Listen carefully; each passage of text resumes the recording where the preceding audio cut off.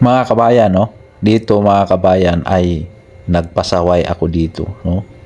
Higa-higa ako dito sa taas ng scaffolding dahil napakainit mga kabayan at saka kailangan namin ng mainom na medyo malamig-lamig yung good for the stomach mga kabayan. Tingnan nyo, oh. Dito, nagalit yung amo namin. Sabi niya, bakit daw ako nakahiga-higa dito? Sabi ko sa kanya, boss, di ba yung mga tao mo, kaming mga tao mo, hindi kami just gumawa. At saka napakabilis namin.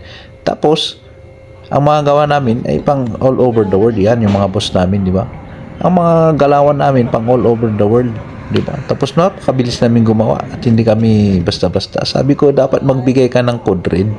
Magpainom ka naman ng malamig-lamig dahil napakainit sobra ngayon. Ayan, yung mga boss, no? Ayan. Sabi ko talaga sa kanya na kung hindi ka magbigay, hindi namin tatapusin ito. Kaya yun, dali-dali siya inutusan yung bantay namin. Oh, yan, inutusan niya. Sabi niya, bigyan niyo yung mga ah, kasama natin ng trabaho kasi yung mga gawa nila ay mabilis sila gumawa at saka hindi sila just gumawa at saka pang all over the world. At ayun mga kabayan, tingnan nyo, kung hindi mo paawayin yung mga amo mo, tingnan mo, hindi kanila bibigyan ng mga inumin, di ba? Tama ako, di ba mga kabayan?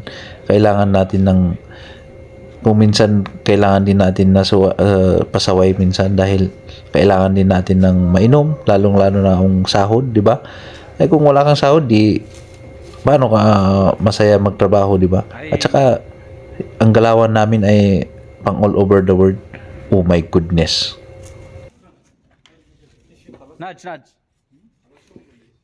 Ayo, sait na salin.